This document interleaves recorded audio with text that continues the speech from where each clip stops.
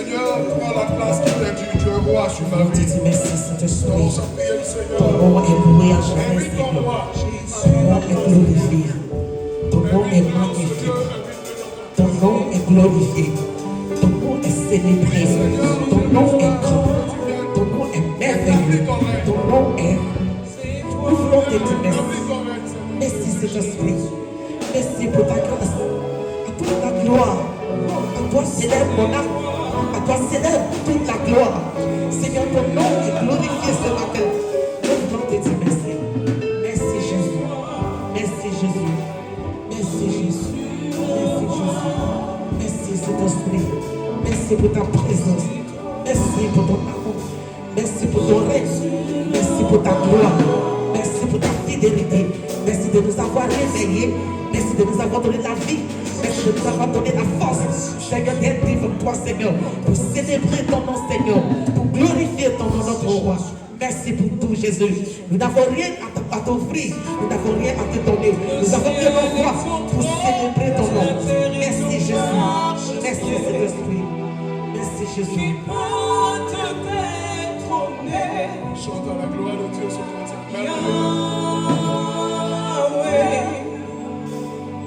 Donne gloire à Jésus-Christ, le roi des rois. Le ciel est ton trône, la terre est ton marchepied.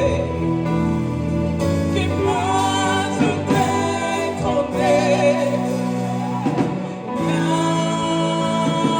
Yahweh. Le ciel est ton trône, le ciel est ton trône, la terre est ton marchepied. Qui peut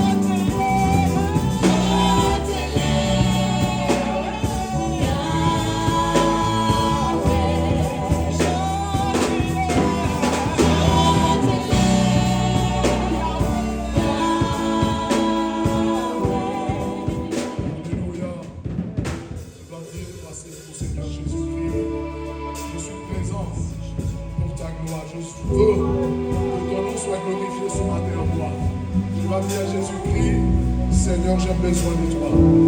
Élève la voix et parle à ton Dieu ce matin. Parle à ton Dieu, parle à ton Dieu. J'ai besoin de toi. J'ai besoin que tu me bénisses. J'ai besoin que tu viennes. J'ai tellement besoin de toi.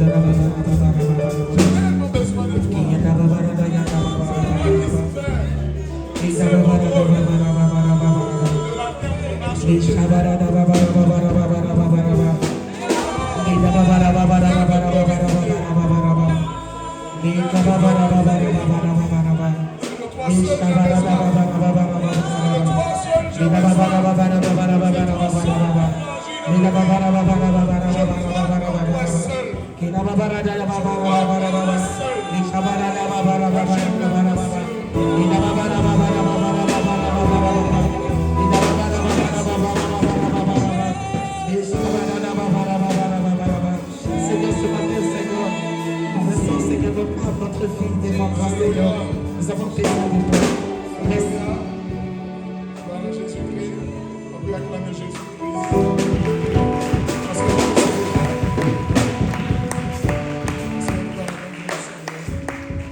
Il y a quelqu'un, tu es à la bonne place.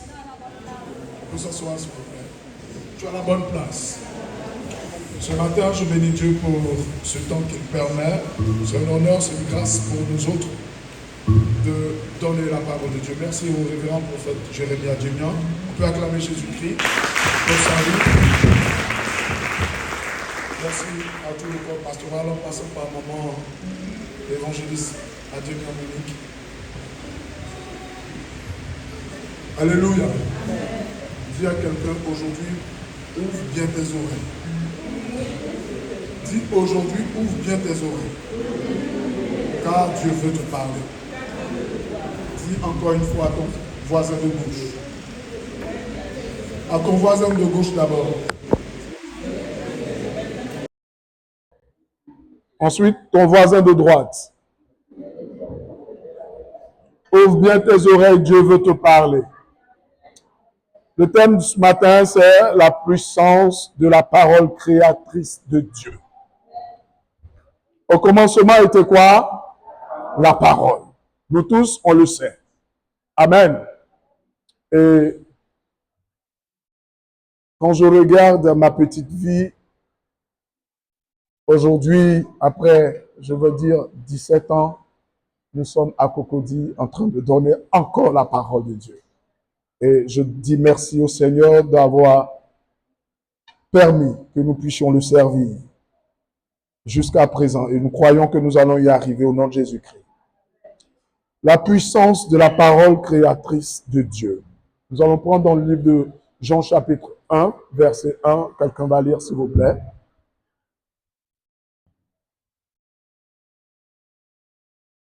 Jean chapitre 1, verset 1. À partir du verset 1. Au commencement était la parole. Oui. La parole était avec Dieu. La parole était Dieu. On continue. Elle était au commencement avec Dieu. Toutes choses ont été faites par elle, et rien de ce qui a été fait n'a été fait sans elle. On continue. Le dernier. En elle était la vie. Oui. En elle était la vie. Et la vie était la lumière des hommes. Et c'est quoi? On répète une Et fois. la vie était la lumière des hommes. Et la vie était la lumière des hommes. La lumière lui les ténèbres. Et les ténèbres ne l'ont point dessus. Oui. Il y eut un homme envoyé de Dieu. Il eut un homme envoyé de Dieu. Son nom était Jean. Il vint pour servir de témoin, pour rendre témoignage à la lumière, afin que tous crussent par lui. Il n'était pas dans la lumière, mais il parut pour rendre témoignage à la lumière. Cette lumière était la véritable lumière qui, venant dans le monde, éclaire tout homme. Elle était la parole, elle était dans le monde, et le monde a été fait par elle, et le monde ne l'a point connue. Allons. Elle est venue chez les siens, et les siens ne l'ont point reçue. Mais à tous ceux qui l'ont reçue, à ceux qui croient en son nom, elle a donné le pouvoir de devenir enfants de Dieu. Qui a donné le pouvoir? La parole a donné le pouvoir à qui? À celui qui croit de devenir enfant de Dieu. Dis Amen avec moi. Amen. Nous allons prier pour la parole. Père, merci pour ce temps que tu permets. Éternel, ta parole est vie, nous l'avons entendu. Le commencement, c'est ta parole. Alors, viens Seigneur distiller ta parole toi-même, de par ton Esprit Saint, et que ton pouvoir puisse se manifester pleinement dans nos vies. Au nom de Jésus-Christ. Amen. La puissance de la parole créatrice de Dieu. Au commencement était la parole. Avant toute chose, avant que toi et moi nous existions, c'était quoi? La parole. Et la parole s'est manifestée chez tous. Nous connaissons ici, nous savons ici que la parole c'est Jésus qui s'est manifesté véritablement. La parole de Dieu manifestée chair, c'est Jésus-Christ. Et ce matin, c'est ce pouvoir-là, c'est cette puissance, c'est ce Jésus-Christ-là qui veut pénétrer dans ta vie. Dis Amen avec moi. Et donner un sens véritable de ta vie, c'est pourquoi tu es venu sur cette terre. Amen. On va définir d'abord notre thème qui est la puissance de la parole créatrice de Dieu. Qu'est-ce que la parole? La parole, c'est le ton de la voix, exprimant la pensée ou le sentiment d'une personne. Je suis en train de m'exprimer ce matin. C'est ce que je ressens, c'est ce que je pense que je suis en train de dire. Amen. Quand une personne rencontre, nous sommes déjà mariés, donc quand tu rencontres une femme, Ce sont tes pensées et le désir de ton cœur que tu lui exprimes. C'est comme ça. Ceux qui ne sont pas mariés, je prie que vous soyez mariés au nom de Jésus-Christ. Amen. Quand tu rencontres une personne ou tu vas dans une entreprise, que tu dois t'exprimer pour avoir un boulot, ce sont tes pensées à toi. Pendant un entretien, ce sont les désirs qui sont dans ton cœur que tu exprimes. C'est ce qu'on appelle la parole d'un homme. Amen. À part la parole, on peut définir aussi la puissance. La puissance, c'est quoi? C'est le pouvoir, c'est la domination. Amen. Et je vous le dis en esprit et en vérité, quand on parle de la parole de Dieu, en réalité, c'est la plus grande des doctrines. Amen. Vous allez dire encore, qu'est-ce que la doctrine? La doctrine, c'est une vérité biblique qui transcende tout le temps, toute la Bible, de la Genèse à l'Apocalypse. On se comprend. Par exemple, la foi. La foi, c'est quoi? C'est une doctrine. Il faut avoir foi en ce que tu fais et tu vas toujours réussir. Avoir foi en Dieu pour que tu puisses avoir quoi? La vie éternelle. Ça, c'est une doctrine. Et la Bible est claire là-dessus. La parole de Dieu, la parole est une puissance et la parole reste une doctrine. Et je veux que chacun d'entre nous, ce matin, c'est pourquoi je disais tantôt, dis à ton voisin de gauche et à droite, écoute bien, Dieu veut te parler. Amen. Vous savez, la Bible est grande, la Bible est complète et la Bible s'explique par elle-même. Dans le spirituel, la parole est la source de toutes choses. Quand on voit dans le livre de Genèse chapitre 1, on ne va pas lire parce que c'est un peu long. Quand on prend le livre de Genèse, il y a combien de Dieu dit? Pour aller rapidement, il y a combien de Dieu dit? Hein? Il y a 8. Et toi, tu es le 9e Dieu dit. Ou bien, c'est pas ça? Pasteur, on va énumérer les dieux dits, on va voir. Parce qu'on est quand même dans l'église, faut pas, on va dire n'importe quoi. Allons-y. Premier Dieu dit, c'est voilà, Genèse chapitre 1, au verset, premier Dieu dit, c'est le verset 3. Oui. Dieu dit que la lumière soit et la lumière fut. Au verset 6. Dieu dit qu'il y a une étendue entre les eaux et qu'elle sépare les eaux avec les eaux. Verset 9. Dieu dit que les eaux qui sont au-dessus du ciel se rassemblent en un seul lieu et que les secs paraissent. Et cela fut ainsi. Au verset 14. Le verset 11, puis Dieu dit que la terre produise de la verdure, de l'herbe portant de la semence, des arbres fruitiers donnant du fruit selon leur espèce, et ayant en eux leur semence sur la terre. Et cela fut ainsi. Et le 14 maintenant, pardon. Dieu dit qu'il y ait des luminaires dans l'étendue du ciel pour séparer le jour avec la nuit, que cela soit des signes pour marquer les étoiles des jours et les années. Oui. Le verset 20. Le verset 20. Dieu dit que les eaux produisent en abondance des animaux vivants et que les oiseaux volent sur la terre vers l'étendue du ciel. Ça fait combien de Dieu dit? On a bien compté. Comment? Pasteur, on a compté combien? On échange, hein, s'il vous plaît. Non. C'est pas encore fini, allons-y. Le verset 20, après le verset 24, oui. Dieu dit que la terre produise des animaux vivants selon leur espèce, du bétail, des reptiles, des animaux terrestres selon leur espèce, et cela fut ainsi. Verset 26 maintenant. Puis Dieu dit, faisons l'homme à notre image et selon notre ressemblance, et qu'il domine sur les poissons de la mer, sur les oiseaux du ciel, sur le bétail, sur toute la terre, et sur tous les reptiles qui rampent sur la terre. Enfin, verset 29.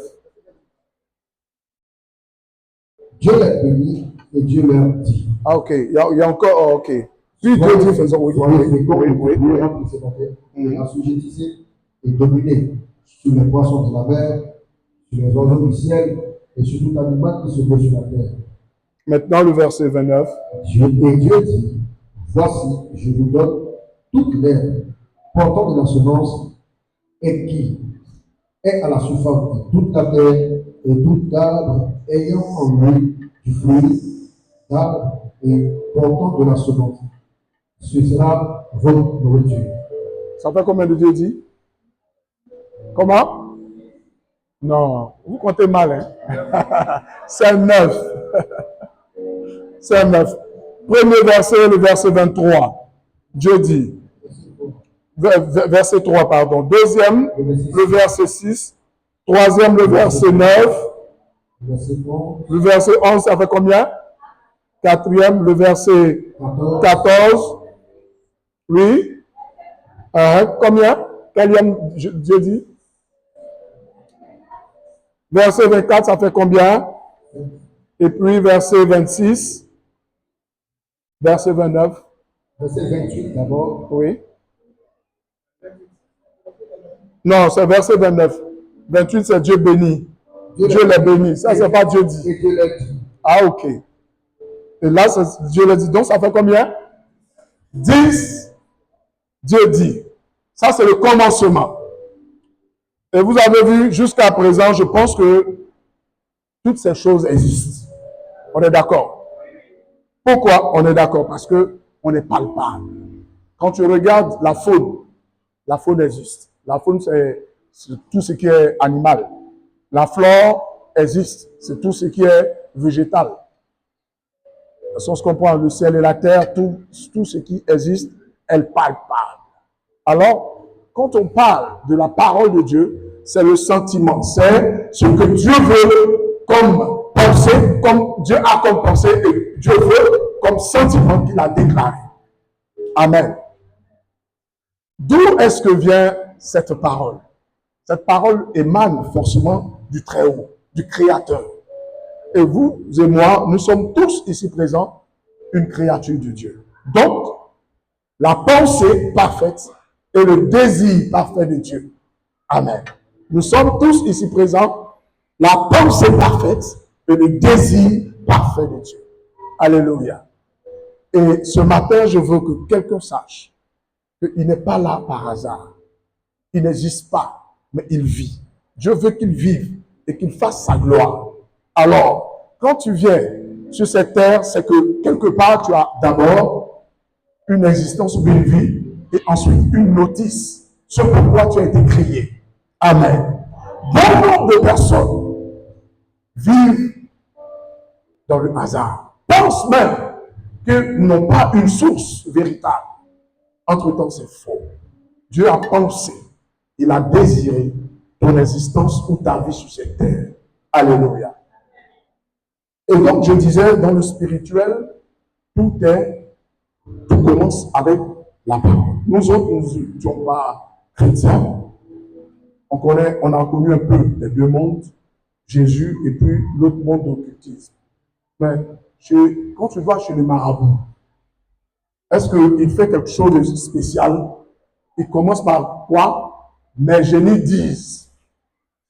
C'est pas comme ça? Bon, si ceux qui ne sont jamais partis, c'est pas grave. Tant mieux. Ne pensez même pas y arriver un jour. Amen.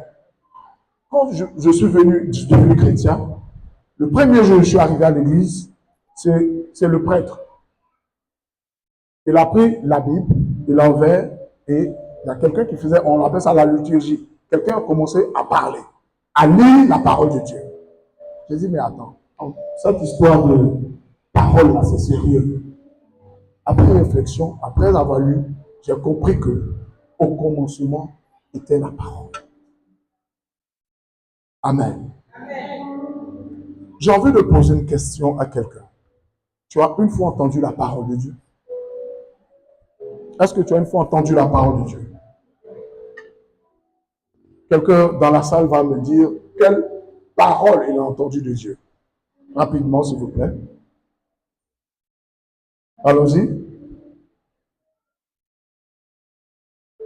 Mhm. Oui, mon lecteur qui a le micro, le pasteur. Tu as une fois entendu la parole de Dieu? La parole écrite. Est-ce que tu as une fois entendu la parole de Dieu? Que ce soit écrit, que ce soit dit, que ce soit. Est-ce que tu as une fois entendu la parole de Dieu? Oui. Ok, c'était laquelle? La première parole, surtout que j'ai entendue, c'était Jean, chapitre 3, le verset 7. Jean proclamé le monde qu'il a donné sa vie. Son fils est le On peut acclamer Jésus-Christ. Jean 3, verset 7. Alléluia. Toi, tu as entendu quelle parole? Amen. Vous savez, je disais tantôt que la parole est le commencement de toute chose. C'est la base de toute chose. Je vais prendre un exemple. Tu vas prendre, par exemple, un charbon. Le charbon, nous tous on connaît le charbon. C'est ça, non? Le charbon, c'est quoi? C'est du bois brûlé qu'on a consumé. Et c'est le résidu, le restant là, qui est passé par le feu, qu'on appelle le charbon. Le charbon sert à quoi? À préparer, à chauffer quelque chose pour manger ou bien peut-être l'eau pour se laver. Ça, c'est le charbon. Il a été créé ainsi. Lui, son existence, c'est pour le chauffage.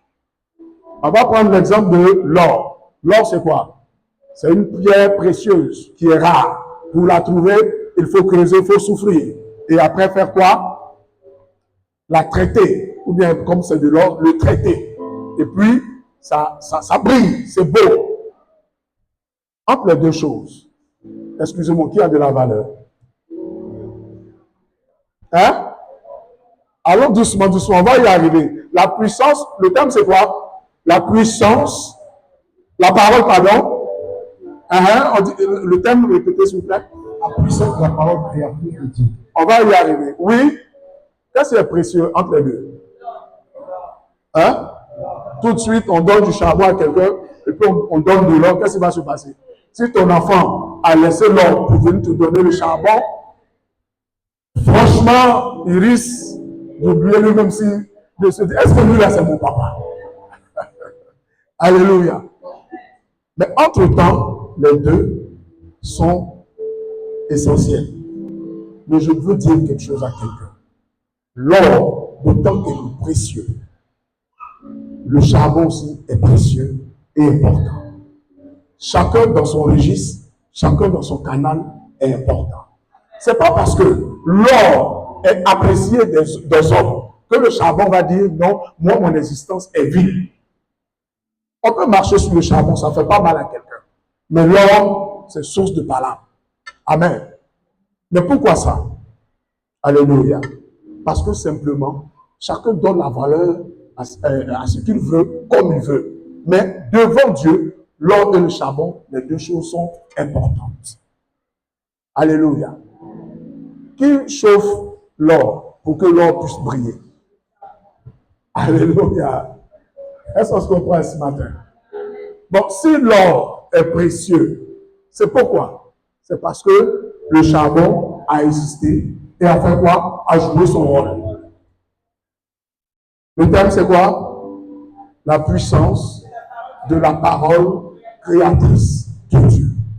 Les hommes ou les femmes qui aiment bien se parer, tout ce qui est beau, c'est les femmes. Quand une femme boit de l'or, elle est capable de fouler au pied le charbon. Entre-temps, ce qu'elle porte qui brille, c'est le charbon là qui a fait briller cet or. Alléluia. Donc, devant Dieu, les deux choses ont été pensées. Les deux choses ont été désirées et sont venues sur la terre pour des buts bien précis. Donc, devant Dieu, le charbon et l'or sont les mêmes choses, ont la même valeur. C'est des pensées précises de Dieu. C'est le désir véritable de Dieu. Donc, ce matin, en quoi est-ce que toi, tu dois comprendre quelle est ta position par rapport à ce thème? On va diminuer un peu mon micro, s'il vous plaît, c'est trop fort. Dans la Bible, bon nombre de personnes ont été invitées à sa parole par Dieu lui-même. On va prendre dans le livre de Exode. l'exemple de Moïse. Après, un autre lecteur va prendre Jérémie, chapitre 1, verset 4 à 5. Après, on va prendre Daniel, chapitre 1, verset 3 à 4. On va commencer par Moïse. Oui, Exode. On va commencer par Moïse. Exode 3, verset 6. Exode chapitre 3, Oui. le verset 6. Oui. Et il ajouta, je suis le Dieu de ton père. Je vais vous expliquer le contexte, parce qu'on n'a pas trop le temps, on a juste 45 minutes pour la prédication. Moïse, nous tous on connaît Moïse. Moïse, comme il est né, ils étaient tous déportés en Égypte. Et puis, Moïse est né, on devait tuer Moïse. La mère de Moïse a eu l'intelligence, la sagesse de le mettre dans un, on va dire, dans un berceau, pour le mettre sur l'eau, et l'eau va l'emporter. Si Dieu est avec lui, il vivra. Et c'est comme ça que Moïse a été recueilli par la fille du Pharaon. Il est rentré dans la maison du Pharaon. Il est devenu héritier. Il était promu, voilà, héritier du Pharaon. Mais comme il y a quelque chose qui était sur sa vie, dis avec moi, la parole. Il y avait quelque chose, c'est pourquoi il est descendu sur cette terre. Il a été créé, il y avait une parole sur sa vie. Moïse a fait quoi? Et il ajouta, et Dieu dit, oui, je suis le Dieu de ton père. Je suis le Dieu de ton père. Qui parle? Dieu. Oui, à qui? Le Dieu d'Abraham, d'Isaac et le Dieu de Jacob. Moïse se cacha le visage. Oui, ça, c'est bon. Dieu dit quoi? Je suis le Dieu de qui? De ton père. Il commence à dire à Moïse, à partir de ce jour, tu as vécu ta vie. Peu importe comment tu es né, c'est pas grave, tu étais quoi? Esclave. On devait te tuer. Si c'était moi qui étais Moïse, il allait dire, mais Dieu, il aime, il est arbitraire. Il m'aime pas. Il aime que les autres. Mais peu importe comment tu es né, c'est pas le plus important. Mais il y avait une parole qui était sur qui? Moïse. Moïse est né, et même Moïse était quoi? Bagarreur. Je vous l'apprends. La première action que Moïse a faite en tant qu'homme, il a vu ses frères être maltraités par les Égyptiens. Et qu'est-ce qui s'est passé? Il a frappé l'Égyptien jusqu'à mort. Est-ce qu'on se comprend? Et puis, Moïse aussi, il était bègue, il ne parlait pas bien. Vous remarquez, bon, je ne veux pas parler mal des becs, mais ceux qui bèguent sont très nerveux. Ils ont beaucoup de force. Il ne faut pas jouer avec eux. Est-ce qu'on se comprend? Donc, le monsieur, il était quoi? Bagarreur. Mais avec tout ça, Dieu l'appelle hors de tous ces brouillards, toutes ces histoires d'Égyptiens. Il l'appelle et Dieu se révèle à lui et donne maintenant la parole. Il dit, tu es mon fils. Mais depuis quand je te connaissais? Depuis l'alliance de tes pères. Il commence par quoi? Il dit quoi? Abraham. Isaac. Jusqu'à lui. Il y a une parole qui est en train de se faire comprendre à Moïse. Moïse pensait que la force qu'il avait, c'était pour se battre. Moïse pensait que Dieu l'a sauvé de ces eaux-là. Pourquoi? Pour se battre, pour vivre une vie comme il voulait. Il n'aimait pas la justice. En réalité, Moïse avait un dictat divin sur sa vie. C'était un défenseur. Lisez bien la vie de Moïse. Il aime défendre les autres. Moïse défendait. Malgré qu'il était dans les eaux, ou bien sur les eaux, il y avait ce dictat divin qui était sur sa vie. Il devait défendre le peuple d'Israël. Amen. Allons-y encore. On va comprendre tout à l'heure. Jérémie chapitre 1, Oui. le verset 4. Oui. La parole de l'Éternel me fut adressée en ces termes. Jérémie, c'est le prophète, l'un des plus jeunes prophètes. On ne va pas lire toute son histoire, mais c'est quelqu'un qui a été depuis son enfance, on va dire entre guillemets son enfance, appelé de Dieu. Et c'est le seul prophète qui s'est lamenté. Parce que lui-même ne se comprenait pas. Il ne comprenait pas sa vie. Il ne savait pas pourquoi il était sur cette terre, pourquoi il vivait. Il avait beaucoup de compréhension en lui. Mais qu'est-ce qui se passe? Dieu se révèle à lui, au lieu que Dieu lui serre le corps, ou bien le console, le lave. Dieu fait quoi? Dieu lui parle. Dieu dit quoi? Avant que je t'eusse formé dans le ventre de ta mère, je te connaissais. Ça, c'est Dieu qui parle à Jérémie. Jérémie est prophète. Il est jeune. Il peut aller chercher, en guillemets, excusez-moi du terme, les petites go. C'est pas ça? Il peut aller faire le show. Il peut aller chercher à travailler, avoir ses diplômes, et puis travailler, avoir une belle famille, avoir une belle maison. Mais Jérémie ne comprenait pas pourquoi sa vie était bizarre. C'est lui, il a les révélations sur des gens, et souvent même sur des nations. Étant prophète, Dieu lui révèle beaucoup de choses. Mais son peuple est parti jusqu'à où? À être dominé, esclave.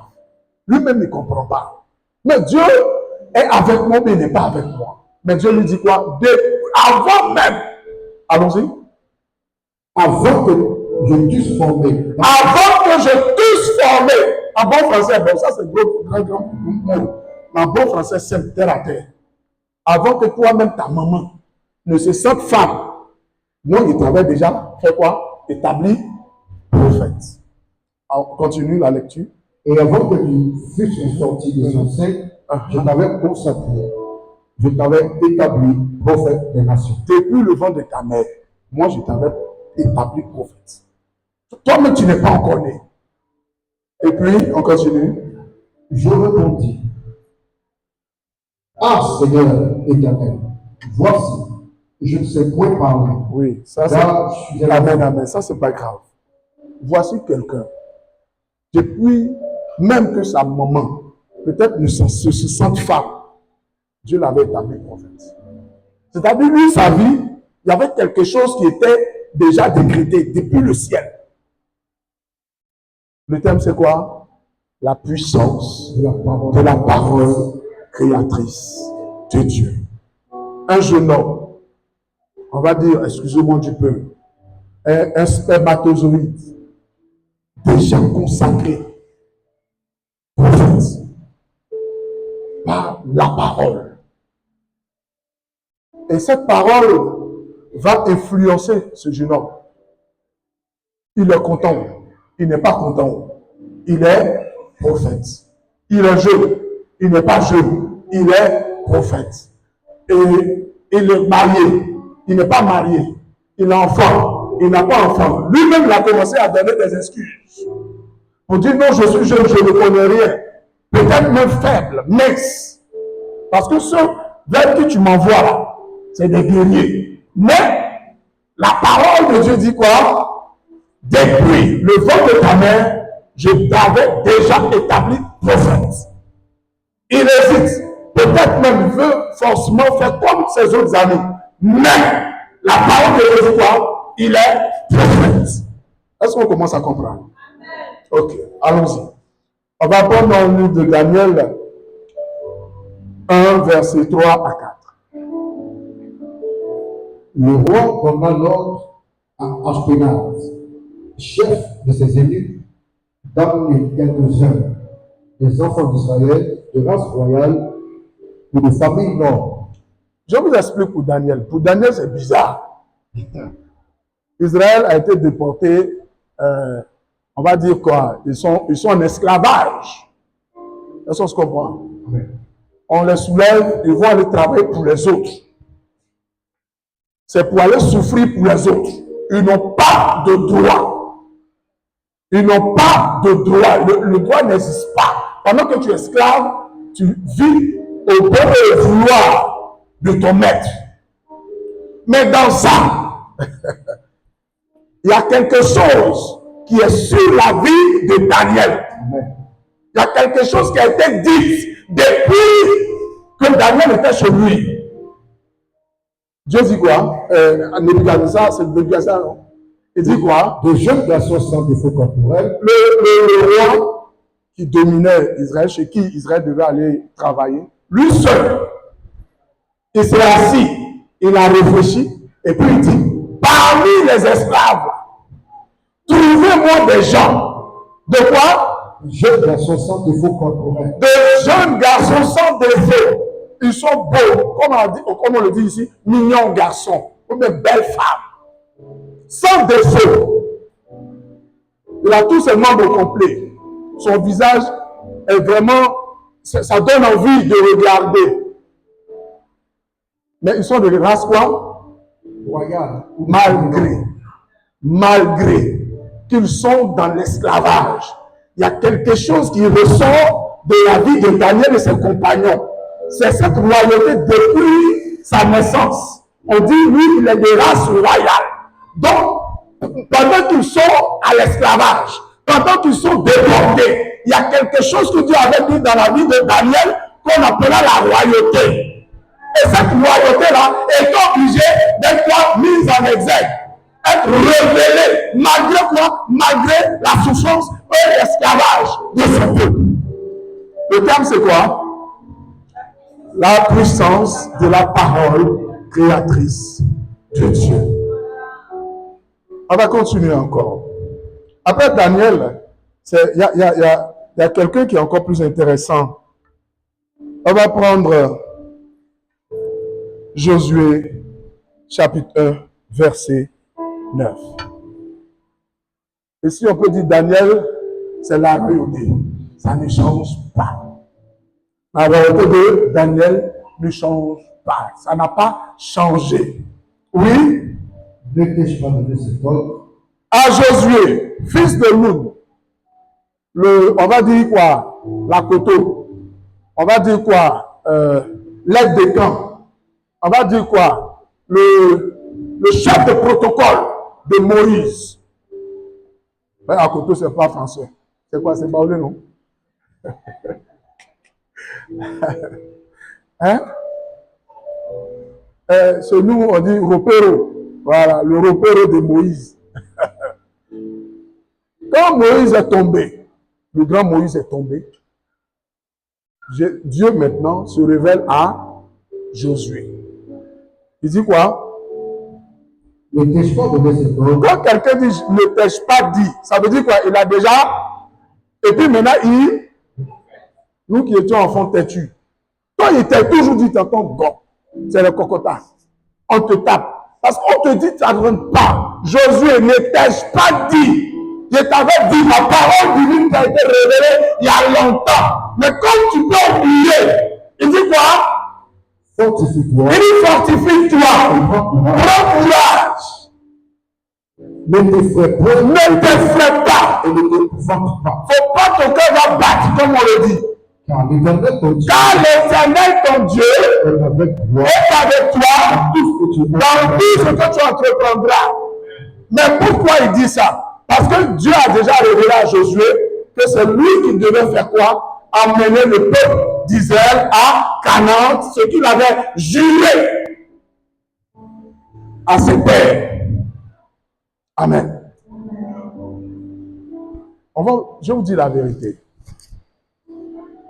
Quand tu as un mentor, quand tu as un père, quand tu as quelqu'un sur qui tu comptes, et puis il n'est plus, et il y a beaucoup de doutes. Il y a beaucoup de doutes.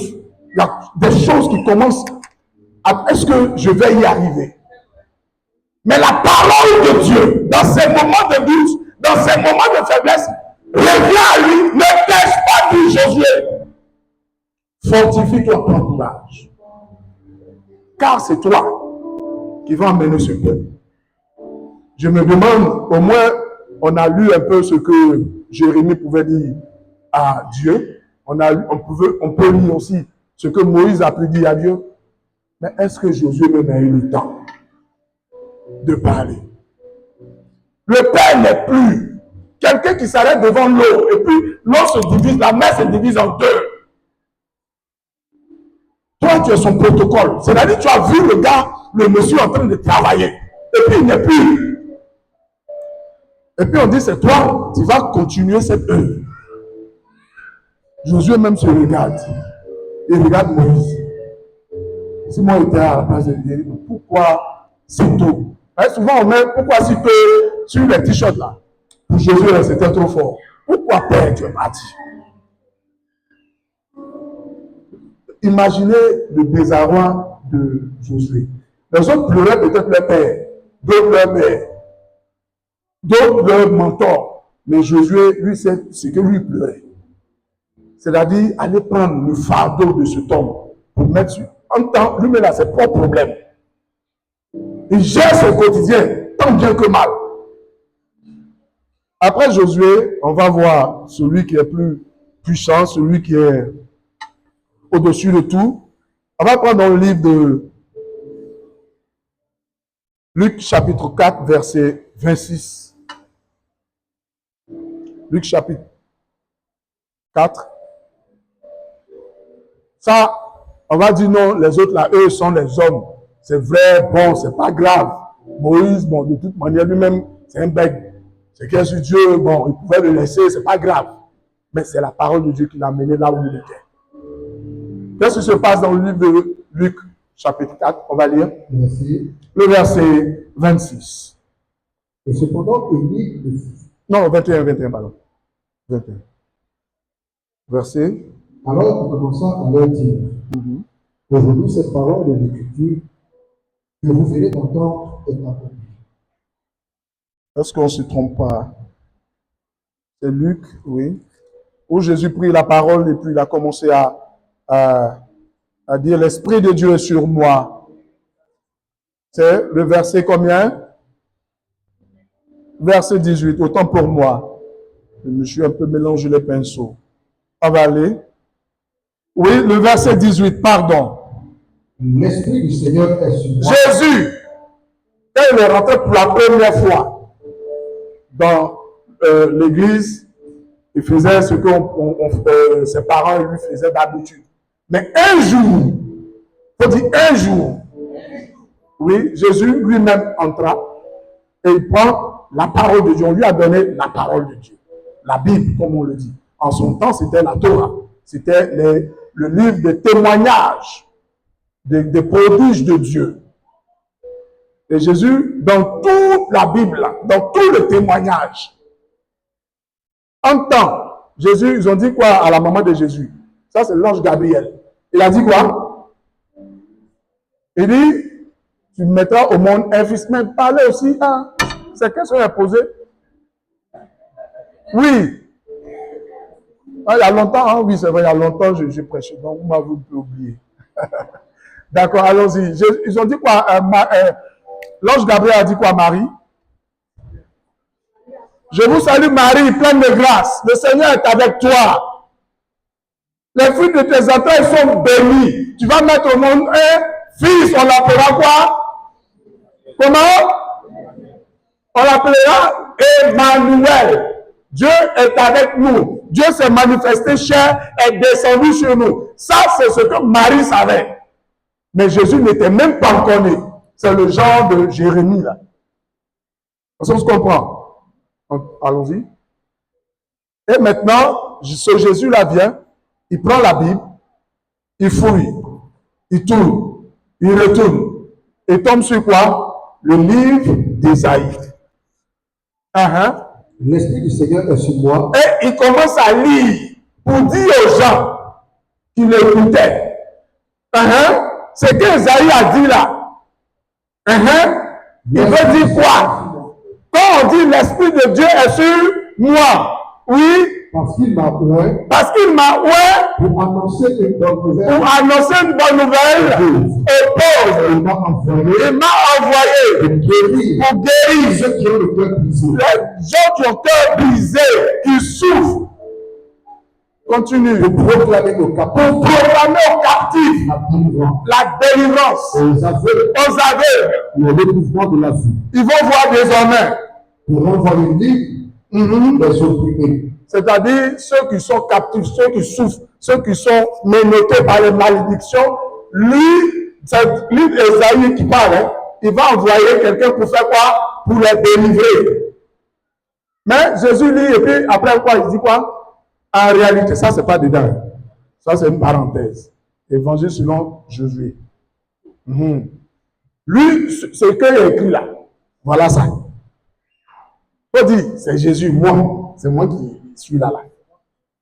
Dis avec moi, c'est moi qui suis là. Parole d'Ésaïe là, c'est ça qui est là. Est-ce qu'on se comprend ce matin? Jésus, avant de commencer ses miracles, avant de faire quoi que ce soit, il s'est souvenu qu'il y a une parole qui était sur sa vie depuis longtemps, avant même qu'il ne naisse, avant même que sa maman, mais même sa maman n'a pas connu garçon.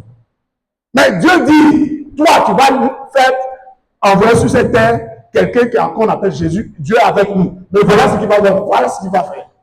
Et ce Jésus-là arrive pour la première fois, il ne cherche pas à comprendre quoi que ce soit. Il fait quoi? Il prend Ésaïe, et puis il plaque ça devant les gens. Lui que vous cherchez là, me voici. La puissance de la parole créatrice de Dieu. Mes amis, il y a une parole qui était sur la vie de ces hommes. C'est ce que Dieu avait dit. Malgré que Jésus lui-même devait mourir par les mains d'Hérode. Il a fui, il est allé en Égypte. Nous tous, on connaît un peu, à peu près, l'histoire de Jésus. Il a souffert. Le Créateur l'a envoyé pour sauver le monde. Il est né où? Chez nous, c'est l'hôpital de luxe, c'est quoi? C'est Pisam, non? Bon, ça, c'est ancien temps. Maintenant, c'est quoi? Les phares, tout ça, voilà. Les grands hôpitaux, les bonnes maternités. C'est là-bas Jésus est né, non? Il est né où? Il est né dans Mangeoire. Mangeoire, c'est le nom qui est joli. Sinon, Mangeoire, c'est où bœuf mange, où mouton mange. C'est ça, on dit Mangeoire. Il ne faut pas penser que c'est joli. Ce n'est pas un joli truc, c'est vilain. Il naît là-bas. Et, vous savez que souvent, quand on lit la Bible, on n'a qu'à bien lire, on n'a qu'à méditer. C'est pourquoi Dieu dit, méditons la Bible. Toi, tu es Jésus. Ta maman et ton papa n'ont jamais couché ensemble. Toi, tu dis, tu es fils de Dieu. Bon, si ton papa ne reconnaît pas qu'il a touché ta maman, donc toi, en réalité, c'est quoi? Est-ce que je comprends un peu? C'est pas moi qui ai dit ça sur mon Dieu. Ça, c'est pas possible. Mais il faut réfléchir toi-même, tu vas trouver. Est-ce que je comprends? Un homme comme ça, on va dire qu'il est mal né. Ou bien, c'est quand même, en principe, il est d'une naissance douteuse. C'est sa parole contre la nôtre. C'est une fille, une femme qui a dit, bon, et ce gars-là vient, et puis il lit Ésaïe, et puis il dit, parole là, c'est moi. Imaginez à 6 ans, au CP1, qui est ton papa? Non, mon papa c'est Dieu. Les enfants de maintenant qu'on connaît. Ils vont dire ton vrai nom? Ils vont dire ce que tu es. Tu as grandi. Toi aussi, tu es devenu jeune garçon à 16 ans. Où est ton papa? Non. Aïe. C'est quel amusement ça? Si c'était toi et moi, peut-être on allait se suicider. Non, je suis mal né. Dieu là, il est contre moi. Comment il peut me faire ça? Malgré ça, il arrive et puis il dit quoi? Il y a une parole qui est sur ma vie. Malgré ce qu'on peut dire de moi, malgré ce qu'on peut penser de moi, malgré mes faiblesses, où je suis né, je suis pauvre. Je suis né d'une mangeoire. C'est-à-dire, le parfum de lui, sa naissance là, c'est le mouton. Lui, il naît parmi les moutons. Donc, il est, c'est pas moi qui ai dit ça. Hein? Et c'est lui là qui va venir dire que non, je vais sauver l'humanité. Mais malgré cela, il a cru cette parole parce qu'il sait que cette parole-là allait créer quelque chose en lui qu'on appelle une option particulière qui allait permettre que lui, par lui, le monde soit sauvé. La puissance de la parole créatrice de Dieu. Une seule question t'est posée ce matin. Est-ce que tu as entendu la parole de Dieu? À 16 ans, c'est un, excusez-moi, marabout, à ce Matibila qui m'a dit, que lui là, ton fils là, quand on regarde dans sa vie, on voit rien, on voit une lumière. Bon, en ce temps, on ne connaissait pas trop le pasteur n'était pas en vogue. Donc le marabout lui dit, il va devenir prêtre. On ne voit rien. Tes frères et sœurs là, on voit, mais lui là, on voit la lumière. Il faut partir à lui. De chez le marabout à Sabatini là, jusqu'à chez nous, mon papa était vétérinaire. C'était loin. On est toujours hors, les sauts de Pras et autres là, c'est toujours hors de la ville. 2-3 kilomètres sur ma tête. Un me chute, un me frappe. Toi, on voit tout, c'est toi, on voit rien. Toi, c'est lumière. Quelle lumière, petit? À 6 ans, on me frappe. Tout fait, tu as réussi, c'est qu'un prêtre. Tu as fait quoi, prêtre, petit? Tu t'es mieux monté prêtre, tu vas devenir. Tu as fait quoi, prêtre? Malgré ça, j'ai grandi. La drogue, la boisson, la cigarette, les femmes, tout ça. Et plus au nord, c'était un peu obligé. Voilà, pour faire on appelle ça quoi même? Non, bon, en bon français, c'est comment en bon français? Les scarifices. C'est ça, il ne faut pas y dire 2 fois, puis il est les scarifices. Tu fais, et puis tu fais pas là. Voilà, tu peux casser briques même, tout ça. Il y a des amulettes, tout ça, et puis tu cherches pas là. S'il y a quelqu'un qui grimpe, puis tu le suis.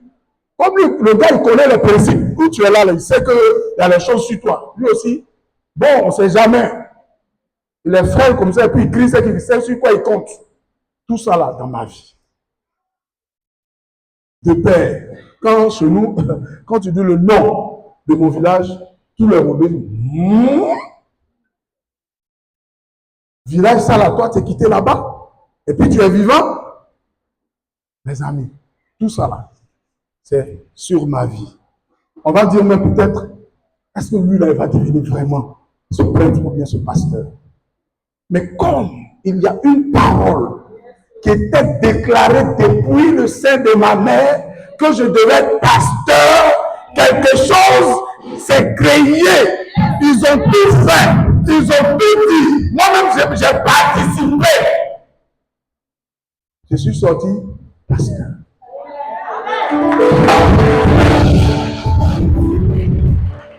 Le thème, c'est quoi? La question que tu dois te poser. Quelle est la parole qui est sur ma vie? Quelle parole qui tient ma vie? Qu'est-ce que Dieu a dit de moi? Alléluia. Un jour, on était en train de... On était très jeunes, hein, la fougue de l'appel de Dieu. On était 4. Et puis, on nous consacrait. Ils ont dit à une dame là, toi, tu vas servir le Seigneur, mais à mi-temps. Tu vas passer et puis tu vas travailler. Tu vas cramer. Deuxième, on dit, toi, tu n'es pas appelé. Toi, tu es appelé à travailler. Tu seras un riche homme. Moi, t'es l'avant-dernier.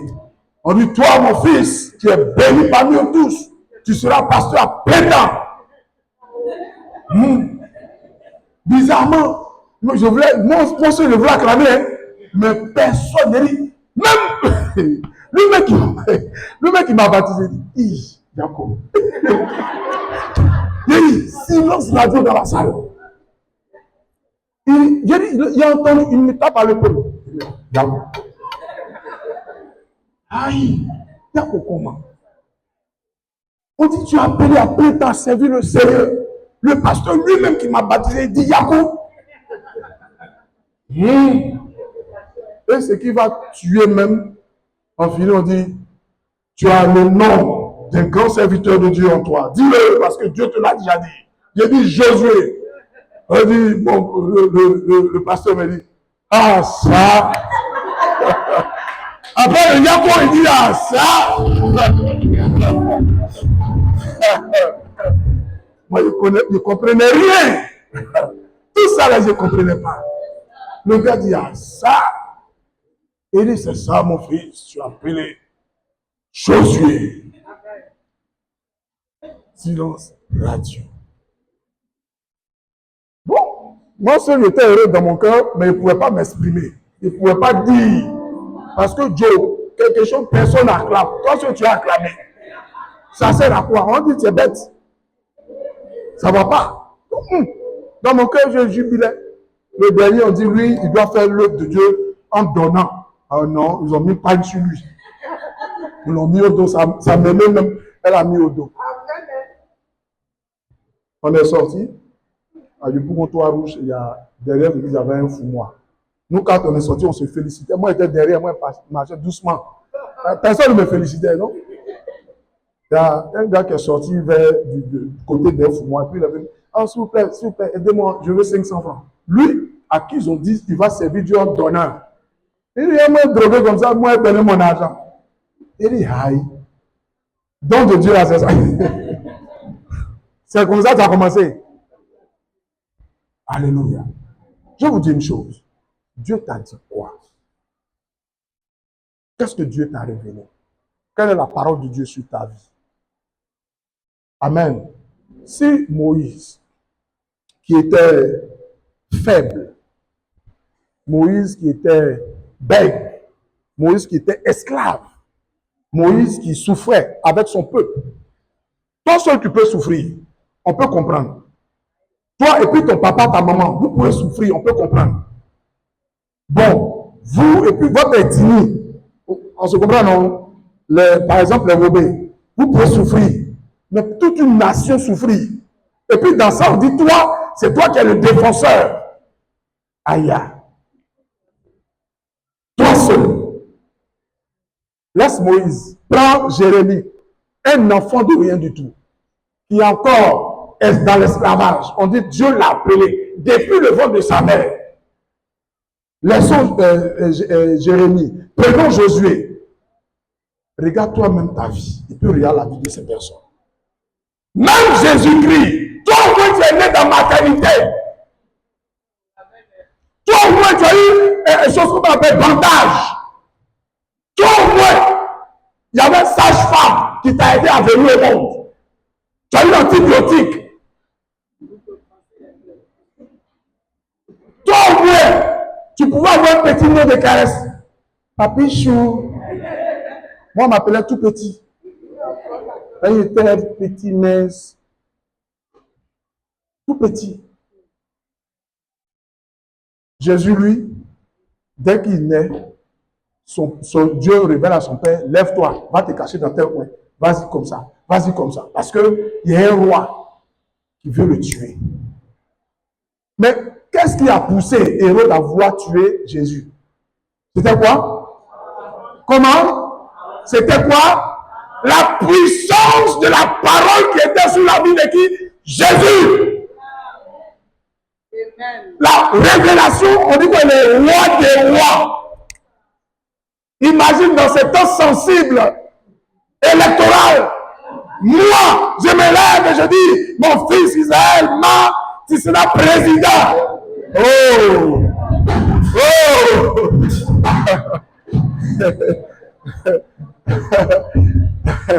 Je n'ai pas envie de dire, mais franchement, et puis le père lui-même, il voit ça dans son rêve qu'il y a un petit Robert, qui s'appelle Israël, c'est lui qui va te remplacer. Imaginez ça. Mais il n'a pas pu. Parce que quoi? Il y a quelque chose qui est dit sur la vie de Jésus. Il y a quelque chose depuis le ciel, une pensée parfaite, un désir réel de Dieu que lui sera effectivement roi des rois. Et cette parole a géré la vie de Jésus. Cette parole a circoncis certaines choses dans la vie de Jésus. Jésus ne pouvait pas donc pécher. Amen. Jésus était obligé de guérir les malades. Jésus était obligé de faire enfanter les stériles 7 fois. Parce qu'il y a quelque chose qu'on appelle parole, accompagnée de puissance, qui était là pour gérer la vie de ce temps. Toi, qu'est-ce que Dieu t'a dit?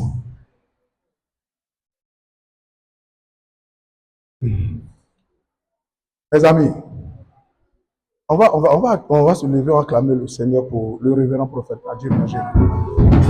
Il m'a dit une chose.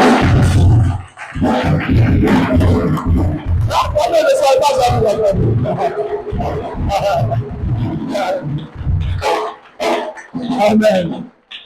Il m'a dit une chose, ça paraît banal. Mais lui, souvent, lui-même, il ne sait pas qu'il m'a dit ça. À une pastorale, je l'ai dit, révérend. Il dit, il y a toutes les excuses pour ne pas servir Dieu. Mais si tu veux regarder à ces excuses, tu ne vas jamais servir Dieu. Et c'est rentré ici. Et puis, ça voulait sortir. Mais je ne sais pas qu'est-ce qui a bloqué ça. Je ne sais pas. Ce n'est pas moi qui ai bloqué. Je suis allé dormir. J'ai toutes les excuses, toutes les raisons de ne pas servir Dieu. Tout. Moïse avait ses raisons. Jérémie avait ses raisons. Jésus avait ses raisons. Jésus lui-même avait ses raisons de ne pas servir Dieu. Trop d'excuses. Trop. Non, je suis grand, je ne suis pas beau, et c'est moi aussi, j'ai grosse tête, et c'est moi qui laisse barbe. Hein? Comment tu peux faire ça toi-même? C'est à quel problème? Josué, et c'est non ça là, tu t'en prends pour te donner. Tu t'en souviens le problème toi-même. Quelqu'un à qui toi-même tu es allé à l'école, tu as eu diplôme, au moins tu peux lire. Mais te prends courage, fortifie-toi. À qui on dit ça? À quelqu'un qui sera quoi? Éprouvé. Tu lis, tu es allé à l'école, tu lis bien, et puis tu dis c'est ça là, je veux. Malgré que tu connais d'où tes parents viennent. Tu as toutes les excuses. Monsieur. Et c'est comme ça qu'il a parlé. Quand il me parle, il dit monsieur. C'est ça, non, révérend? Monsieur, tu as toutes les excuses. Je l'ai regardé, je n'ai pas vu le monsieur noir. Non. J'ai vu un ange de Dieu, à l'apparence de Gabriel, qui était en train de m'annoncer. Le jour où il était assis, à 6 ans, où Dieu me disait, tu vas devenir mon serviteur. Prends courage, fortifie-toi. C'est vrai, tu es mal né, tu as commencé mal, mais tu vas bien terminer. Je voyais ce ange-là au travers de ce monsieur. Il dit, allons. Mes amis, qu'est-ce que Dieu t'a dit? Il y a des gens qui ont la révélation de Dieu. Mais ils prennent, ils mettent dans le pain et puis ils mangent. Faut rien ça. Mes amis, ce que Dieu t'a dit là, c'est ça. Il faut faire. Alléluia. Alléluia. Il y a des gens à qui Dieu a dit de chanter. Ils ont regardé comme les prédicateurs, ils portent costume. Il a laissé toge de chante là pour devenir pasteur, prédicateur. Non! Tu ne seras pas rentable.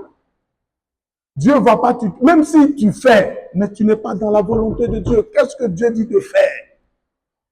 Quelle parole qui est sur ta vie? C'est vrai, je vais vous dire une chose. Moi, j'ai vu une prostituée à San Pedro. J'ai fait 2 ans à San Pedro. Devenir chrétienne, jusqu'à un moment pasteur, devenir servant de Dieu. C'est pas on dit. Ça, moi, j'ai vu. J'ai participé à sa conversion. C'est moi, mais je lui ai annoncé l'évangile.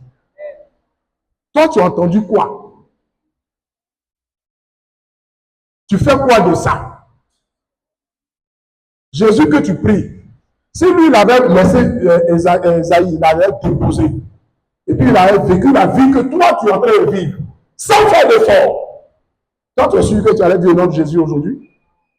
Tu allais dire au nom de Jésus aujourd'hui? Qu'est-ce que Dieu t'a dit? Parce que je vais te donner une révélation. La parole de Dieu, quelles que soient les malédictions qui vont venir de tes parents, toi-même, tes péchés, le salaire de tes péchés, quelle que soit la colère du diable et de tous ses agents, quelles que soient les circonstances de malheur, de souffrance, la parole de Dieu est toujours là. Elle te suit, elle t'accompagne.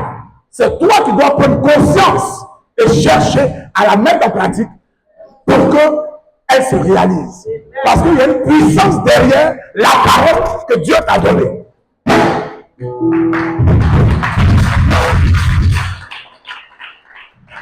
Comment donc vivre la parole de Dieu? La parole que tu as entendue là, comment vivre? Moi, j'étais encore plus jeune, je quittais San Pedro, j'avais perdu ma mère. Et puis, On est parti à Daloa pour les obsèques. Il y avait une chante Marie Adé. Elle a chanté un cantique, j'oublie un peu. C'est ce qui a bercé tous mes 2 mois. Mes 2 mois que j'ai fait à Daloa, quand j'ai perdu ma mère. C'est cantique, son album là. Il est plus grand que ce que l'on dit. Voilà. C'est ça qui m'a bercé. Le jour où je la vois, j'ai beaucoup d'argent, je lui donne. Il dit, tu as sauvé un appelé en son temps. Deuxième, il va nous casser à nous, le pasteur là. Hein? Où les gens se plaignaient, pourquoi il fait quoi là même? Il faisait les motivations. Les gens l'ont critiqué après. Le jour où je le vois, je vais le bénir et je vais lui demander pourquoi il a arrêté. C'est ça qui me fait tenir ici. Motivation par l'esprit. Les gens l'ont critiqué, je pense. Hein. En temps, c'est ça qui m'a maintenu dans la foi au Seigneur. C'est que Dieu t'a appelé de faire. Il faut faire, il ne faut pas regarder les gens. Je me dis peut-être que c'est à cause de moi. Le gars, il a été inspiré, le pasteur il a été inspiré pour faire. Il restait un peu, j'allais me suicider, les amis. J'étais là, je souffrais. Je pleurais. Ma mère était tout pour moi. Ma mère était tout.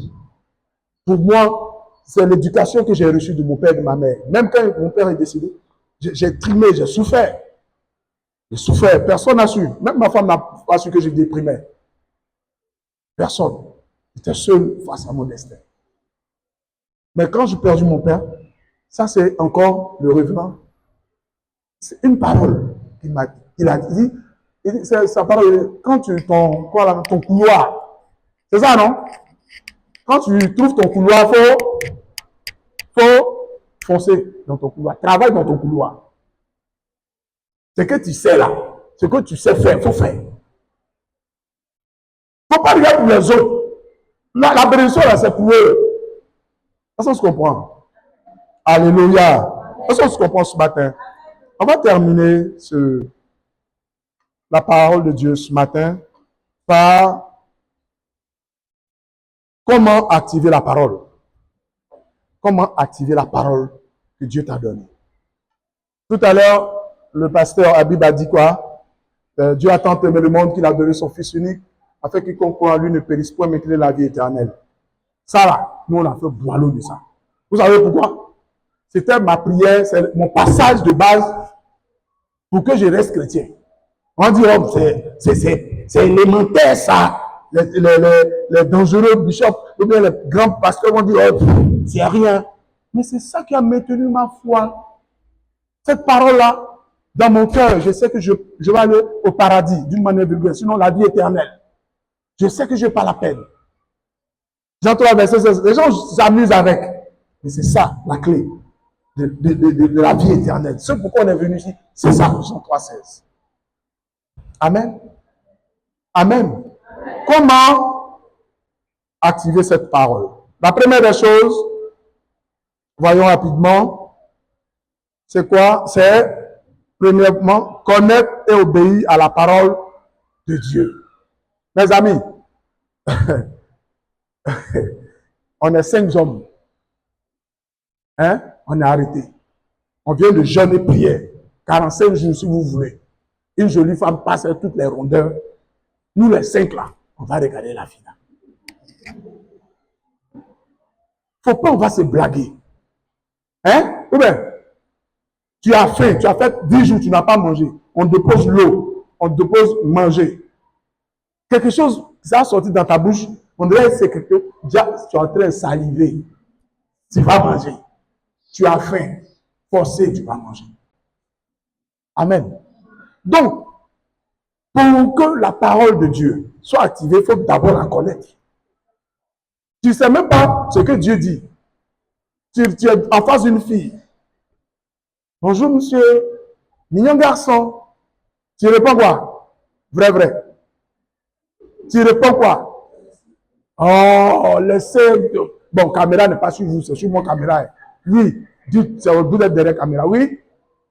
Allons alors. La balle qui vient de l'adversaire n'est jamais hors jeu. Ça, c'est les résultats. faut bien t'avouer, mon frère. Hey! Mais quand tu connais la parole, qu'est-ce qui va se passer? Hein? Dieu dit quoi à ce propos? Oh, dites donc quitter ici.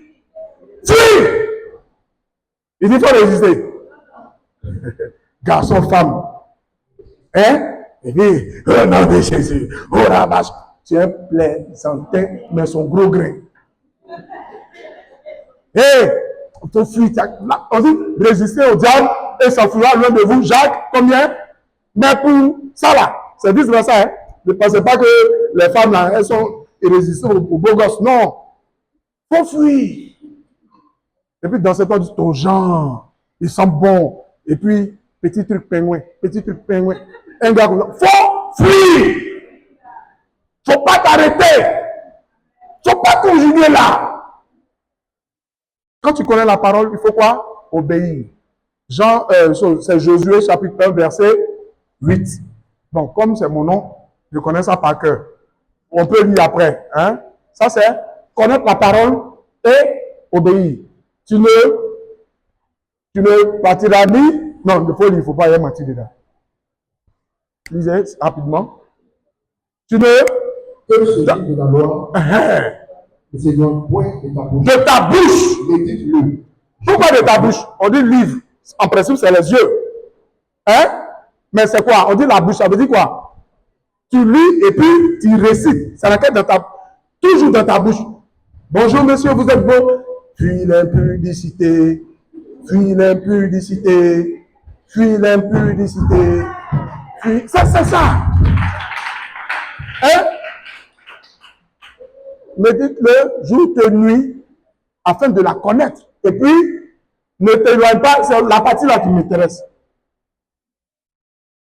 Ni à gauche, ni à droite. C'est ça ou bien c'est pas dedans? Verset 7. Oui. Fortifie-toi seulement et aie bon courage. En agissant fidèlement selon toute la loi que Moïse, mon serviteur, a prescrite. Ne t'en détourne ni à droite, ni à gauche, non, afin de réussir dans tout ce que tu entreprendras. Mes amis, moi j'ai commencé l'entrepreneuriat, j'ai fait mon entreprise, c'est intéressant. Un jour j'étais là, je t'en prier, mais Seigneur, pourquoi ça ne décolle pas? Le prophète m'a dit, il faut faire, tu vas venir me voir. Je dis, ok. Donc j'étais en train de réfléchir comment je vais voir, les prophètes là, eux ils ont les dimensions pas possibles. C'est pas affaire d'apôtre, hein? Non. Et puis il m'assoit. Le Seigneur me dit, tu vas aller là-haut. Toi-même là, tu vas en tant que qui? Tu penses que ça fait de pasteur ici là? Paye ta dîme d'abord. En temps, je me souviens que j'ai fait dépôt au prophète de dîme là. Hein? Mais je ne me souviens même pas de la date. Hein? Oui, et puis je veux être béni. Je veux, hein? Voilà, l'entreprise n'a qu'à prospérer. Voilà, il va faire action prophétique pour moi. L'esprit est venu, tu es insensé. Tu as fatigué le monsieur pour rien. Toi-même, tu es pasteur, tu enseignes ça, et puis tu ne payes même pas ta dîme. Nous qui ne payons pas la dîme devant nous et confessons-nous. Je ne suis pas en train de plaisanter. Je ne plaisante pas. Je ne suis pas en train de plaisanter. Je ne plaisante pas. Moi, j'ai des fils. Ils ont refusé de payer leur dîme. Les filles, je sais ce qu'ils sont devenus. Il n'y a pas prospérité pour celui qui ne paye pas la dîme. Il n'y a pas prospérité pour celui qui ne paye pas la dîme. Le prophète Adjemia toujours le dit. Il dit, ce n'est pas les gens du dehors, ce que toi tu n'es pas. Pourquoi tu veux dire comment on doit vivre ça? Ils ne sont pas chrétiens, ils sont dehors. Non, on ne paye pas la dîme. Et puis vous faites ça. Moi, j'ai des amis, à chaque fois, non, tu es pasteur, puis tu fais ça. Il dit, mais toi, mais tu n'es pas pasteur. Mais comment tu sais que le pasteur fait ça ou bien il ne fait pas ça? Pourquoi c'est toi qui as défini mon affaire de pasteur là? C'est toi qui as défini mon affaire de chrétienté. Toi, tu prends tes sacrifices humains, tu voles l'enfant des gens, tu dois les tuer. C'est ton problème. Mais moi, c'est la dîme. Parce qu'il y a quelqu'un qui est déjà mort. Il n'a plus besoin de sacrifice. Il n'a pas besoin de tuer mon enfant pour être prospère. Il me dit simplement, paye la dîme. Touche quelqu'un, paye la dîme pour prospérer. Touche quelqu'un quand il a dit pour prospérer. Deuxièmement, qu'est-ce qu'il faut faire pour activer la parole de Dieu? Premièrement, on avait dit quoi? Hein? Deuxièmement, vous allez penser que c'est amusement. Allez à l'église. Il a dit, aïe. Quand il n'a rien à dire, il n'a qu'à dire, il est fatigué, il va aller s'asseoir. Donc, aller à l'église aussi, là, c'est une condition. Oui, c'est une condition. Dieu a travaillé 6 jours, 7e jour, il s'est reposé pour que la création vienne l'adorer. Toi, tu te lèves, tu dis, tu es à la plage, avec même pas ta femme, ta copine, ta maîtresse. Non, c'est pas important le dimanche. Insensé. Je dis ça, bien. Acclame quand même. Tu es chrétien. Tu es chrétien. Si tu n'es pas en train de voyager pour aller quelque part dans ton avion, bien dans chose comme un car. Si tu n'es pas malade, que tu n'es pas interné dans un hôpital où il y a télé, où tu vas regarder à la télé des cultes, que tu restes à la maison pour regarder dans la télé, tu n'as rien compris. Même ton Jésus, qu'est-ce qu'il a fait? On va lire rapidement, s'il vous plaît, parce que l'heure est déjà passée. Luc 4, 16. Oui, ça c'est le même Luc. Luc chapitre 4, verset 16. Oui. Il se rendit à Nazareth. On parle de Jésus, hein? Où il avait été. Il faut dire mon Jésus. Mon Jésus. Oui. Non, c'est pas toi. Il ne faut pas mélanger notre évangile. Ça, c'est l'évangile CETR. Oui. Il faut dire mon Jésus. Oui. Oui. Se rendit à Nazareth. Se rendit à Nazareth. Oui. Où il avait été élevé. Où il a été élevé. Dites ça aussi. Oui. Et selon sa coutume. Et selon sa coutume. La voix dit fort. Et comme d'habitude. Comme il faisait à chaque fois. Son quotidien. Il faisait quoi? Il entrait dans la synagogue. Dans la synagogue. Comme d'habitude. Toi, tu viens dimanche. Un jour, ma femme a lu un message qu'elle a envoyé à une de mes filles. Pour venir à l'église. On dirait que je suis envoyé la draguer. Elle dit, mais attends, j'ai dit, tu es fan d'elle, waouh! Ou bien tu veux qu'elle vienne à l'église? Elle dit, mais pour toi, même folie. Elle dit, c'est je t'aime seulement qui reste.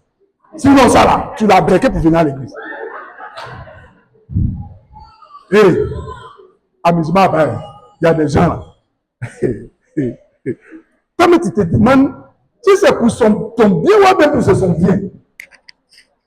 Même de mes filles, je l'ai prise, je l'ai évangélisée. Pour qu'elle vienne à l'église dimanche, je lui demande pardon. Elle a rencontré son mari à l'église. Ils sont mariés à l'église.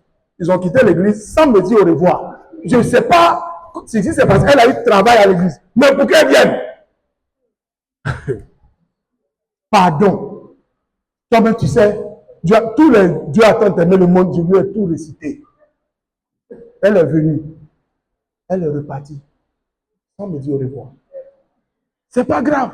Mais au moins, elle est venue. Amusement à part. Amusement à part. Dieu est Dieu si toi, tu ne viens pas à l'église. C'est pas, je ne te parle pas mal, pardon. Il ne faut plus venir. Il ne faut pas dire, à cause de Jésus, il ne vient pas à l'église, pardon.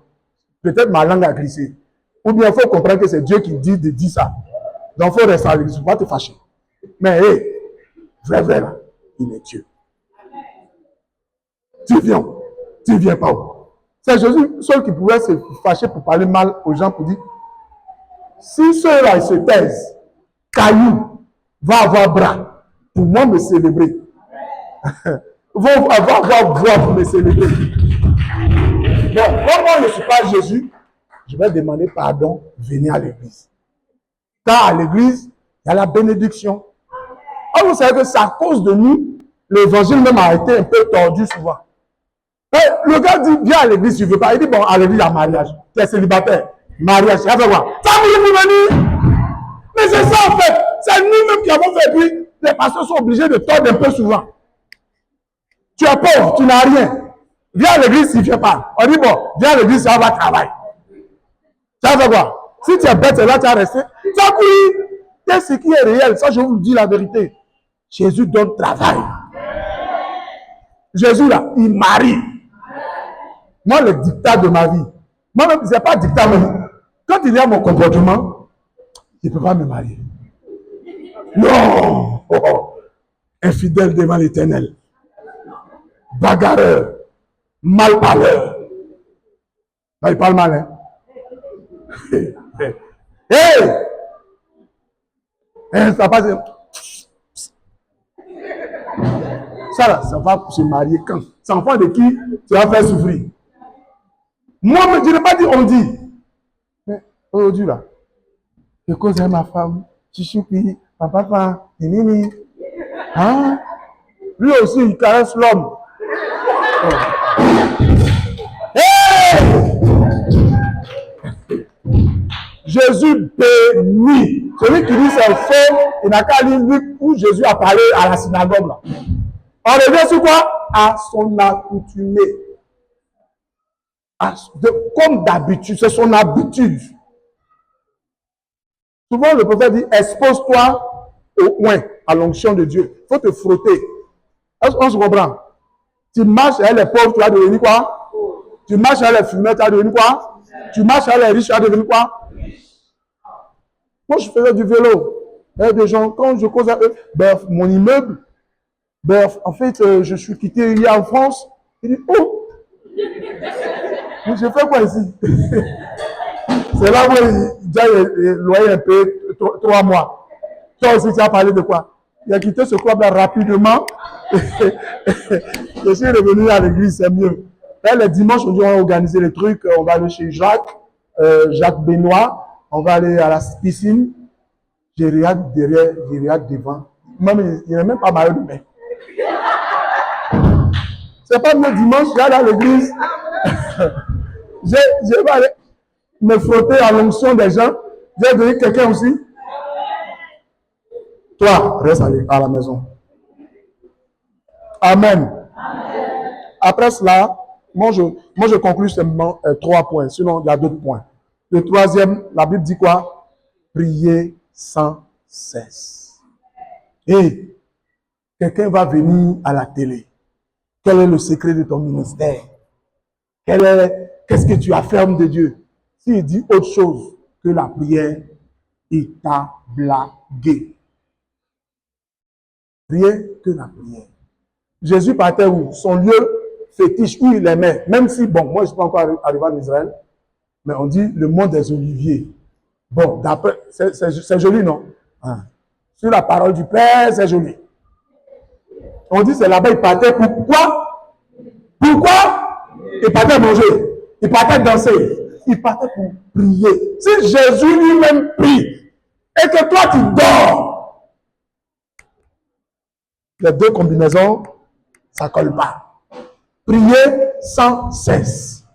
Daniel, on va lire et puis on va terminer cela. Daniel 10, 12 à 13. Mes amis, souvent, moi j'aime déranger les gens. Quand quelqu'un vient me voir pour dire, pasteur, je veux que tu me suives, il dit, faut bien faire, faut bien parler. Moi, si tu veux me suivre, c'est la prière, c'est matin, 6 heures, à 8 heures, où mes enfants ont commencé à m'énerver, où j'ai dit, imbécile, viens ici, il ne faut pas venir me déranger. On prie avant 8 heures. Tous ceux qui me connaissent, c'est comme ça. Après 8 heures, 10 heures, je suis dans Baka, ça m'appelle, bon, après,